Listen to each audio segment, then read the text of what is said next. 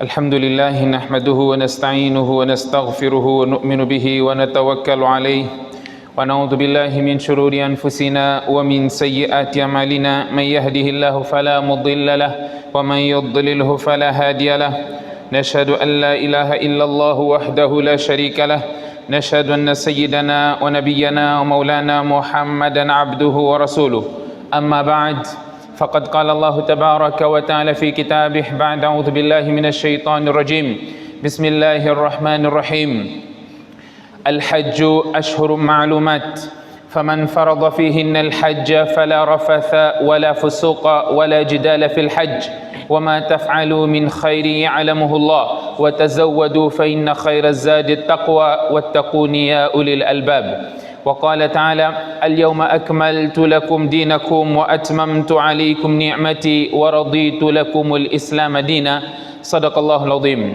وقال نبينا محمد صلى الله عليه وسلم ما من يوم أكثر من أن يعتق الله فيه عبدا من النار من يوم عرفة أو كما قال عليه الصلاة والسلام والحديث رواه مسلم.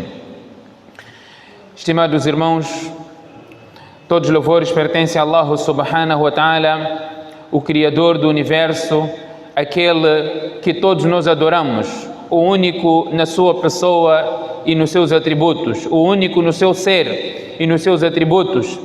Allah, aquele de quem tudo depende e eternamente. Não gerou, nem foi gerado, ele não tem filho, nem é filho de alguém. Laysa kamithlihi shay, e não há nada igual a ele. Todos os louvores pertencem a Allah, este que nós adoramos, e a injeção que deve prevalecer na mente de qualquer um quando o Shaitan coloca a dúvida: quem é Allah? Como Allah é?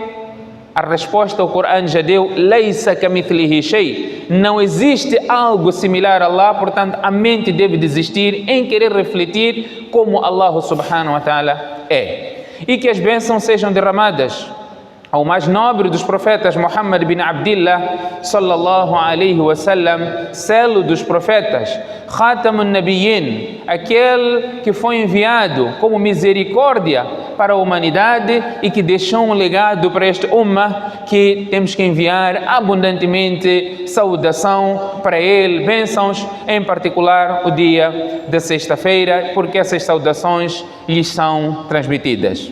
Nos encontramos no mês sagrado, mês abençoado, mês em que há cumprimento do quinto pilar do Islã, que é a peregrinação à casa de Allah subhanahu wa ta'ala, conhecido como Hajj.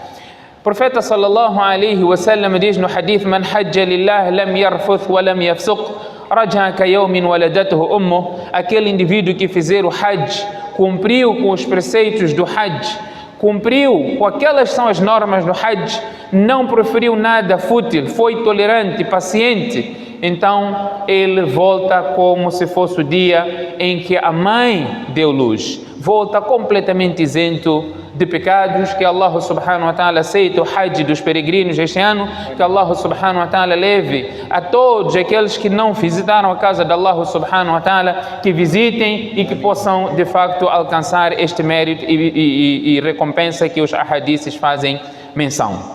Estando no mês sagrado, nos dias sagrados, nos dias mais importantes do ano todo, que fique claro, nós estamos nos dias mais importantes do ano todo, dias mais importantes e de mais mérito, de mais relevância do que até os dias do mês de Ramadã. São esses dias. E o hadith do profeta sallallahu alaihi wasallam, que foi relatado quase por todos colecionadores de hadith do profeta sallallahu alaihi wasallam, menciona o hadith do profeta sallallahu alaihi wasallam, diz: Ma min yawmin العمل الصالح فيها أحب إلى الله من هذه الأيام. De forma genérica, não existe dia em que as boas ações são mais queridas por Allah do que esses dias. referindo os primeiros 10 dias do Dhul-Hijjah. Foi questionado, mesmo combater pela sua causa, pela causa de Allah, o mensageiro de Allah, o profeta sallallahu alaihi wasallam diz: "Wala al-jihad fi sabilillah illa rajulun kharaja bi nafsihi wa mali falam yarji' min dhalika bi shay." nem sequer combater no caminho de Allah possa equiparar-se à recompensa daquele que pratica boas ações nesses primeiros dias, com exceção daquele indivíduo que sai, ele próprio, com os seus bens, e ele sucumbiu nesta saída, não voltou, morreu, ficou por lá. Este pode ser equiparado. Mostra aqui a grande recompensa, um grande mérito desses dias. E os comentadores explicam o que isso significa. Al-amal as-salih fiha ahabbu ila Allah min hadhihi al-ayyam.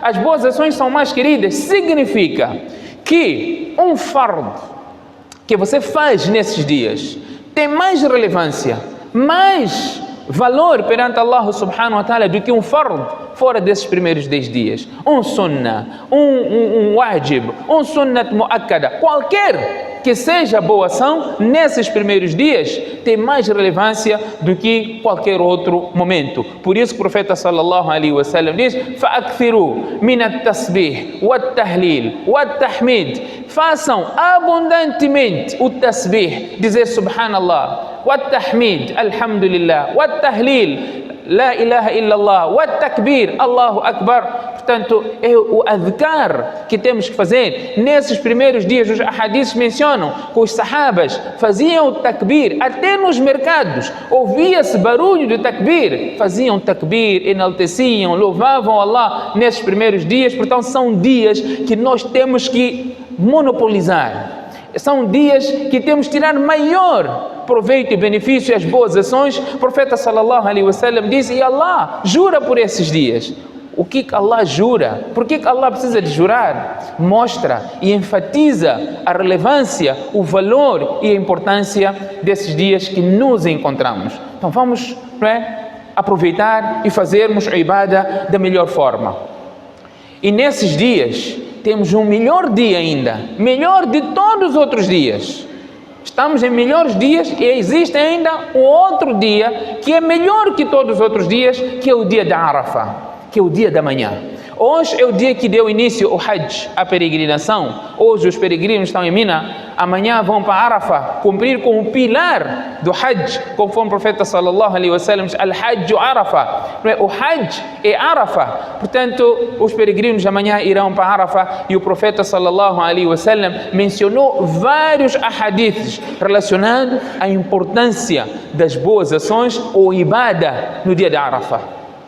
Vários ahadiths que nós aqui iremos mencionar. Um dia como o dia da manhã, há 1432 anos, o profeta sallallahu alaihi wasallam estava a proferir o seu khutbah de despedida, onde o profeta sallallahu alaihi wasallam recebeu o versículo que o din já está completo, onde o profeta sallallahu alaihi wasallam já cantava os louvores de Allah porque a sua missão já havia terminado. A posterior foi revelado o Surat An-Nasr, onde os ahadiths mencionam frequentemente o profeta sallallahu alaihi wasallam ia pedindo perdão a Allah subhanahu wa ta'ala. O versículo: Al-yawma akmaltu lakum dinakum wa atmamtu alaykum ni'mati wa raditu lakum al-islam dina, havia sido revelado no Hajjatul Wada, onde o profeta sallallahu alaihi wasallam ficou sabendo que a religião estava completa e a sua missão, obviamente, se a religião está completa, ele foi enviado como mensageiro de Allah para transmitir a mensagem, e a religião está completa, obviamente a sua missão estava já a terminar. Por isso que ele disse: provavelmente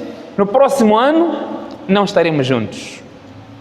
Provavelmente no próximo ano não estaremos juntos. Isso foi um choque para os companheiros do profeta sallallahu alaihi wasallam. Praticamente era, por isso chama-se Hajjatul Wada, ou a peregrinação da despedida, onde o profeta sallallahu alaihi wasallam despediu-se praticamente dos seus companheiros naquela maior aglomeração e fez com que eles testemunhassem: Alá qad ballaghtu, preste atenção, eu transmiti a mensagem de Allah. Os sahabas responderam: Balá ya Rasulallah, sem dúvida tu transmitiste a mensagem. Ele diz: Allahumma fashhad, Allahumma fashhad, Allahumma fashhad. Oh Allah, seja testemunha que eu transmiti a mensagem que você me incumbiu.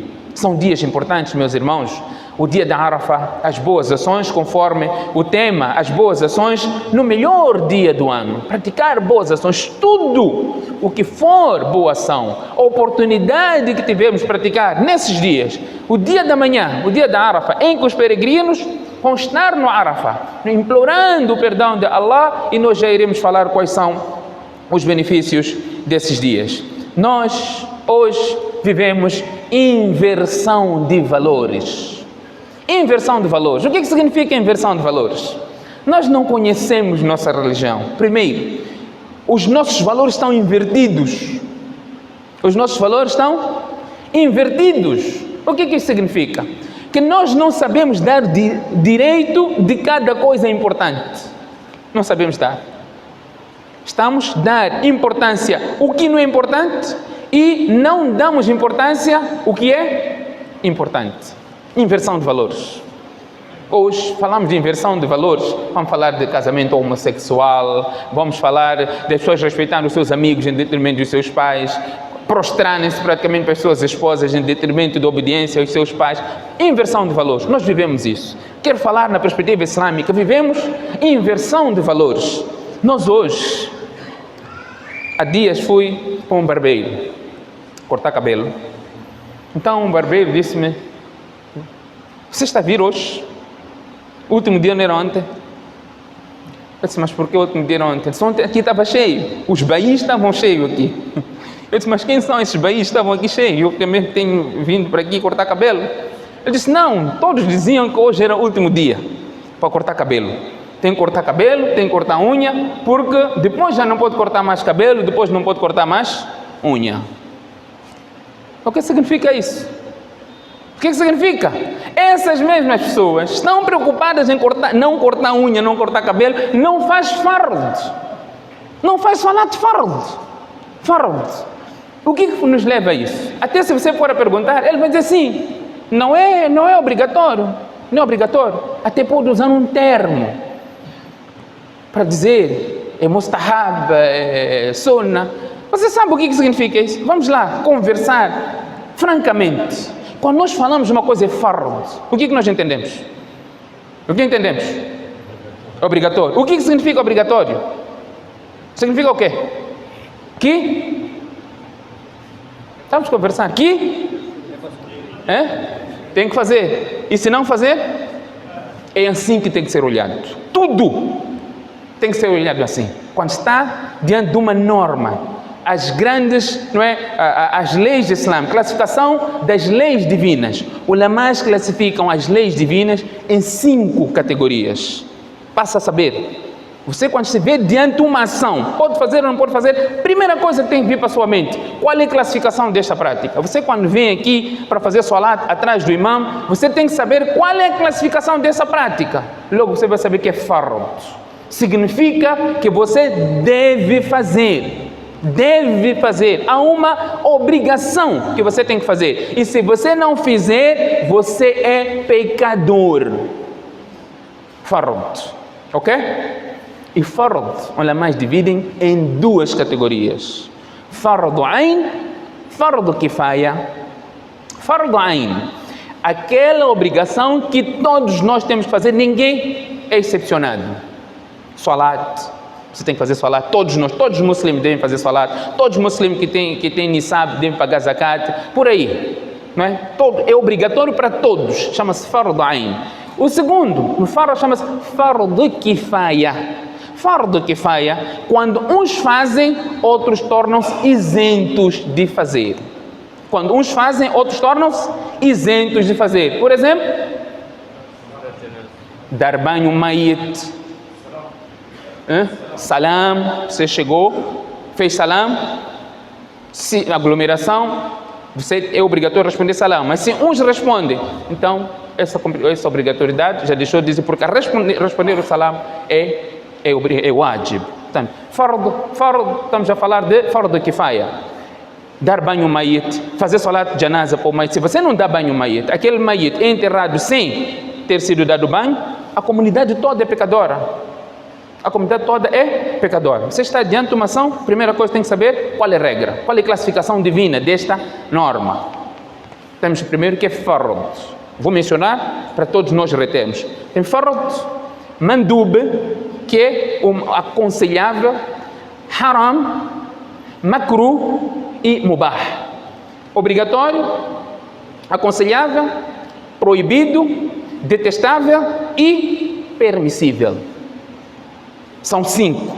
Quando estiver dentro de uma ação, é o que você deve entender em primeiro lugar. Fard, conforme dissemos, tem essa subdivisão de Fard Ain e Fard Kifaya. Neste Fard, Imam Abu Hanifa traz uma outra terminologia que chama-se Wajib. Wajib não é como Fard. Imam Abu Hanifa tem Fard, depois tem Wajib. Enquanto outros, Aimma todos só tem Fard. O Fard e o Wajib é a mesma coisa. Imam Abu Hanifa ainda dá uma outra divisão que, para além do Fard, tem Wajib. Por exemplo, Salat al-Witr. Imam Abu Hanifa diz Wajib. Enquanto outros imãs dizem que depois de Fard, o resto tudo vem é Sunnah, que iremos falar. Portanto, depois desse Fard Ain, Fard Kifaya, Imam Abu Hanifa traz uma nova terminologia que é Wajib. Portanto, dando aqui o exemplo de Salat al-Witr. E nesta mesma divisão de Mandub, de Fard, depois de Fard, temos o Mandub, que é aconselhável a fazer. Então entram aqui todos os sunnats. Só nos sunnats também temos dois tipos de sunnah. Sunnat mu'akkada e sunnah ghair mu'akkada. Sunnats enfatizados e sunnats não enfatizados. Mas você deve entender em termos de regra. Se você fizer o mandub, significa aquilo que o Sharia diz para fazer. Se você fizer, tem recompensa. Se você não fizer, não tem pecado. Se você fizer, tem recompensa. Se você não fizer, não tem pecado. Portanto, temos aqui o exemplo de sunnat mu'akkada e sunnat ghair mu'akkada. Sunnat que o profeta enfatizou tanto a fazer, como por exemplo sunnat antes de Salat al-Fajr, antes de Zuhr, depois de Zuhr, depois de Maghrib, depois de Isha. São sunnats mu'akkada enfatizados, e existem outros sunnats que não foram enfatizados. Depois temos a terceira, ou nesta mesma classificação, temos o mustahab, temos aquilo que nós chamamos de nafil. Uns dizem nifil. Não existe nifil, existe nafil. Não é? Que está todo nesta categoria, e o profeta sallallahu alaihi wasallam menciona o hadith Qudsi, onde Allah subhanahu wa ta'ala diz: وَلَا يَزَالُ عَبْدِي يَتَقَرَّبُ إِلَيَّ بِالنَّوَافِلِ حَتَّى أُحِبَّهُ. O meu servo vai me aproximando através de atos facultativos até que ele se torna querido diante de mim. O fardo é obrigatório, você não tem opção de fazer. A melhor forma de você obedecer a Allah é cumprir o fardo. Mas quando você, para além do fardo, faz o sunnah, aqui Allah subhanahu wa ta'ala está a dizer que ele torna-se querido meu por aproximar-se mais a mim através de atos facultativos. Depois temos o haram, muharram, que é haram, que é proibido fazer aquela ação. Se você fizer aquela ação, você tem pecado. No fard, você deve fazer, se não fizer, tem pecado. Aqui no haram, você não deve fazer, e se você fizer, tem pecado. É básico, o haram nós entendemos. Depois temos o makruh, que é detestável no Sharia, que os ulama's ainda trazem uma classificação de makruh tahrimi e makruh tanzihi. Makruh tahrim, que é um makruh, ato detestável, que quase até se aproxima ao haram. Pois tem outro ato detestável, mas não se aproxima ao haram, é simplesmente detestável. Esta é outra denominação do makruh. E por fim, a quinta categoria é o mubah. Mubah significa permissível. O que significa que é permissível? O Sharia não disse nada acerca daquilo. Não disse nada. Por exemplo, você não pode dizer que andar é sunnah, porque o profeta andava, como as pessoas dizem, né? Eu estou a vestir isso, é sunnah, porque o profeta vestia. Não é tudo que o profeta fazia sunnah. Há coisas que o profeta sallallahu alaihi wasallam fazia porque era humano. Por exemplo, comer, dormir, andar, saltar, correr. Tudo isso é natureza. É natureza. Então isso chama-se mubah. Há coisas que no tempo do profeta sallallahu alaihi wasallam, o profeta não falou. No tempo do profeta sallallahu alaihi wasallam, aquilo estava a acontecer e ele não se expressou. Então essas práticas entram também no mubah. É permissível fazer. É permissível. Fazer e não fazer está na mesma posição, é mubah, é permissível. A nossa inversão de valores, voltamos aqui ao ponto inicial, a nossa inversão de valor, estamos aqui se concentrar em que cortar unha, cortar cabelo nesses primeiros 10 dias é permissível ou não é permissível. O profeta sallallahu alaihi wasallam, aquele que for a fazer kurban, ele que não toque as suas unhas e os seus pelos ou cabelo, não toque. Os ulama's divergiram quanto a essa questão. O único que diz que é obrigatório, Imam Ahmad bin Hanbal, rahimahullah, que era literalista. Literalista. O profeta falou assim, é assim, tem que ser feito. O profeta disse, não façam, então não se faz. Tudo que era numa ordem, uma palavra, no sentido imperativo, ele levava como fosse obrigatório. Mas essas normas não podem ser interpretadas assim. Por exemplo, o Corão diz, وَإِذَا حَلَلْتُمْ فَاصْطَادُوا. Allah está falando da limitação para o peregrino. Allah diz, quando vocês tornarem-se halal, quer dizer, saírem do ihram, terminar o hajj, terminar o umrah, o que for, fastado, caçem. Você não pode dizer que caçar é obrigatório, porque o Corão está a mencionar. Não, quer dizer, havia uma proibição, terminou aquela proibição, agora você pode fazer o que você quiser fazer.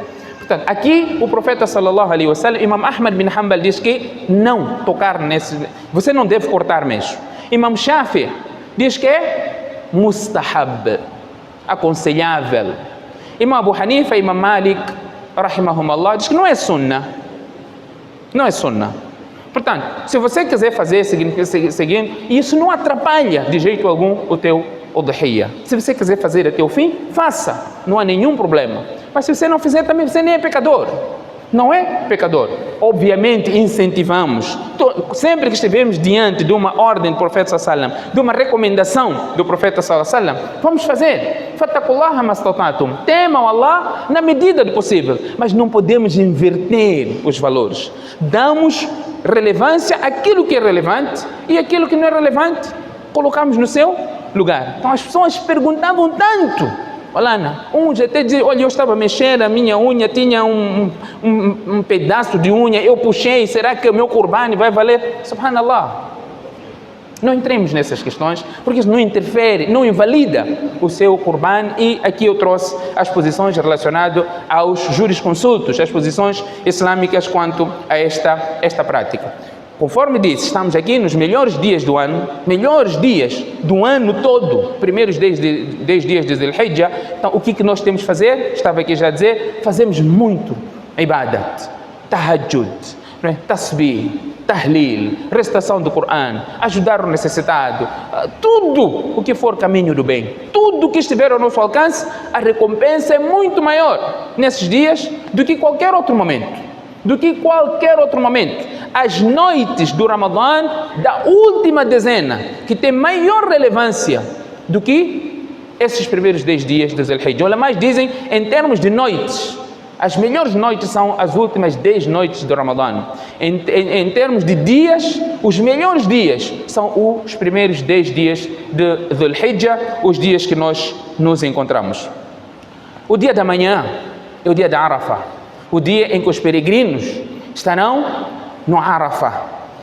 O profeta sallallahu alaihi wasallam aconselhou o seu ummah a jejuar no dia 9 de Dhul-Hijjah, o dia da Arafah. E são tantas recompensas que existem por jejuarmos o dia de Arafah. Primeiro, conforme disse o versículo do Corão, o din ficou completo no dia de Arafah. No dia de Arafah, quando os peregrinos estavam no Hajj.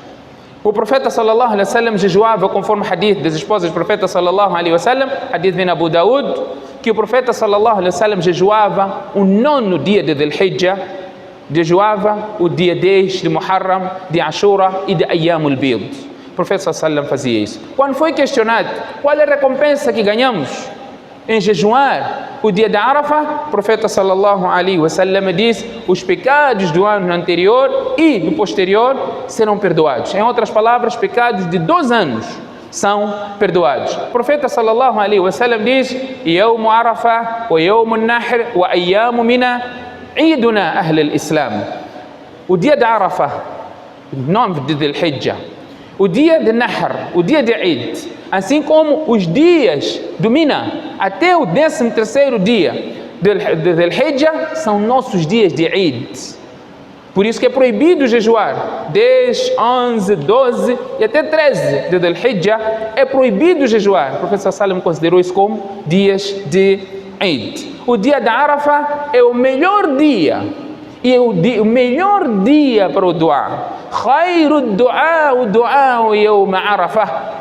O melhor dua é dua de dia da Arafah. E o profeta sallallahu alaihi wasallam diz: "Wa khairu ma qultu wan nabiyyuna min ba'di min qabli E o melhor dua, melhor dhikr que eu e os profetas que vieram antes de mim, qual é? La ilaha illallah wahdahu la sharika lah, lahul mulk wa lahul hamd wa huwa ala kulli shay'in qadir. Palavras do profeta sallallahu alaihi wasallam. Neste dia, quando os peregrinos estão no Arafah, retenham isso. Quando os peregrinos estão no Arafah, inna Allah la yubahi, Allah subhanahu wa ta'ala se orgulha diante dos anjos pela presença dos peregrinos no Arafah. Allah se orgulha quando os peregrinos estão onde? No Arafah. Isso vai acontecer amanhã. Os peregrinos vão para Arafah amanhã. Então o profeta sallallahu alaihi wasallam aconselhou a se jejuar no dia de Arafah. Não só, é um dia muito importante. O profeta sallallahu alaihi wasallam diz: "Ma min yawmin min an ya'ti akthar min an ya'tika Allahu 'abdan min an-nar min yawm Arafah." Não existe dia em que Allah mais liberta as pessoas do fogo do inferno como o dia de Arafah. Um dia de Arafah. Portanto, por que você vai perder esta oportunidade? Fazemos dua, pedir perdão a Allah subhanahu wa ta'ala de tudo o que você fez de errado. Peça perdão nesse dia especial. Peça perdão a Allah subhanahu wa ta'ala. Faça adhkar, faça estes dhikr que todos nós aqui mencionamos. E o profeta sallallahu alaihi wa sallam diz: Al-Hajju Arafah. O Hajj é Arafah. Você pode estar em todo lugar. Se você não foi para Arafah no dia 9 de Dhul-Hijjah e você não esteve lá desde o nascer do sol, ou no intervalo entre o nascer do sol até o caso do sol, você não fez Hajj. Pode ter feito 20 tawaf. Você não fez Hajj. Por mais que esteja um segundo no Arafah, você cumpriu com o pilar do Hajj, que é o pilar da Arafah. Neste dia de Arafah, é o dia em que começa o Takbir Tashriq. O que significa Takbir Tashriq? A partir de amanhã, 9 de Dhul-Hijjah, quando os peregrinos vão para Arafah, a partir do Salat al-Fajr, depois do Salat al-Fajr, faz o Takbir Tashriq. Depois do Salat obrigatório, Allahu Akbar, ou 3 vezes Allahu Akbar, Allahu Akbar, Allahu Akbar. As duas narrações são autênticas. La ilaha illallah, Allahu Akbar wa lillahi alhamd. Então, essas palavras devem ser pronunciadas com som audível, numa voz audível. Todos que fizerem salat, homens e mulheres. A diferença, os homens fazem num tom alto e as mulheres fazem num tom mais baixo. Isso não é só quando você fizer salat em congregação, mesmo fazendo salat individualmente, esses aspectos todos devem ser levados em consideração. E neste Eid, no Eid al-Adha, existe ainda um outro ritual, que é o Duhiya, que é Qurban, que é seguir aquele que é método, que foi a tradição do profeta sallallahu alaihi wasallam, seguindo o exemplo de Nabi Ibrahim ala nabiyina wa alaihi salatu wassalam, quando Allah subhanahu wa ta'ala testou Nabi Ibrahim em ter que sacrificar o seu filho, degolar o seu filho, era um mero teste de Allah subhanahu wa ta'ala. Portanto, todo aquele que tiver um nisab no dia de Eid, ele deverá degolar um animal, conforme os ulamás mencionam, os ahadiths fazem aqui menção, o profeta sallallahu alaihi wasallam fez, os companheiros do profeta sallallahu alaihi wasallam também fizeram, e o profeta sallallahu alaihi wasallam, conforme uma narração, diz: aquele que tem posses e não sequer faz o duhiya, esse nem sequer deve aproximar os nossos masjid. Enfatizou até este ponto. Então, se você tem posse comprar um cabrito para fazer esse qurban, faça. Uns dizem: mas eu estou apertado. Está apertado só para fazer qurban. Porque se você fosse para o curandeiro dissesse: tem que trazer um cabrito, você ia trazer cabrito. Ia trazer cabrito, ia trazer. É uma ordem de Allah. Seguindo aqui o exemplo de Ibrahim alayhi salam, de um grande teste. Allah não nos testa com nossos filhos, simplesmente para nós seguirmos este exemplo de Ibrahim ala nabiyina wa alayhi salatu wa salam. Portanto, é o que todos nós temos que fazer. São vários aspectos que podem ser levados em consideração aqui nas normas para o Qurban. Portanto, não vou estar aqui a falar outra vez quais são as normas, tantas vezes já aqui se falou, mas simplesmente para recordar aqui aos irmãos que há esta obrigação para aquele que pode abater um animal para o seu Qurban. Nós iremos fazer Salatul Eid no domingo, friso, no domingo, no campo anexo ao pavilhão de Estrela Vermelha, na avenida aqui Marienguabi. Portanto, 7h15 concentração, 7h30 começa, inshallah, a palestra, 8 horas será o salat, e após o salat será o khutbah e as cerimônias irão encerrar. Portanto, gostaria de chamar a atenção aqui aos irmãos que nós temos um panfleto aqui no Masjid que já publicamos quanto à nossa celebração do Salat al-Eid. Existem pessoas de má fé, não vou chamar de shaitan, não. Pessoas de má fé pegaram o nosso panfleto que está escrito 16 Eid al-Adha, Masjid Fuyud al-Islam, mudaram a data, colocaram 17, porque vão fazer o Eid no dia 17, onde, Allahu Alam, mas é má fé. Isso não é justo, não é ético. Não estamos a lutar aqui, não estamos a competir.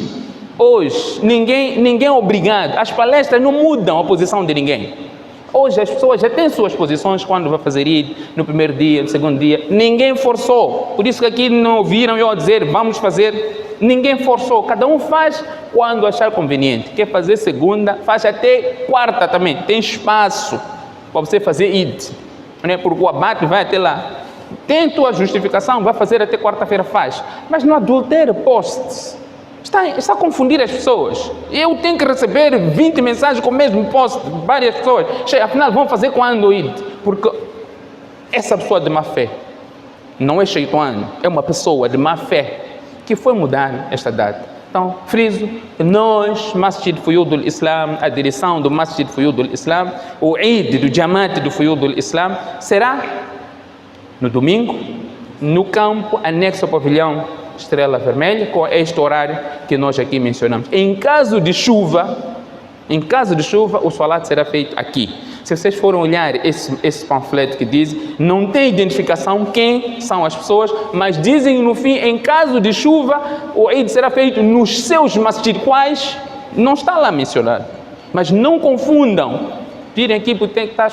Não precisamos fazer isso. É feio, portanto... Isso também pode ser efeito de sermos piratas. Efeito de pirataria. Você já faz muita pirataria, até já está a fazer pirataria também no panfleto dos masjid. Portanto, que Allah subhanahu wa ta'ala faça com que este problema seja resolvido, seja ultrapassado. Este é uma wahida, este é uma nação. Há vezes em que nós temos que descer um pouquinho, não é? Estarmos com o Jamaat, estarmos com o nosso Jamaat, o profeta sallallahu alaihi wasallam enfatizou esse aspecto. Portanto, que Allah faça com que esta nação seja de facto nação única. É um dia de festa, vamos celebrar. Aqueles que vão fazer no dia seguinte, se é por opção, ele acha o seu entendimento, também vamos parabenizar. Eid Mubarak, Eid al-Adha Mubarak, mas não vamos criar alaridos onde não existem. Que Allah subhanahu wa ta'ala conceda a mim e a todos nós o tawfiq e, acima de tudo, faça-nos com que possamos aproveitar da melhor forma esses primeiros 10 dias de Dhul Hijjah. فستذكرون ما أقول لكم وأفوض أمري إلى الله إن الله بصير بالعباد.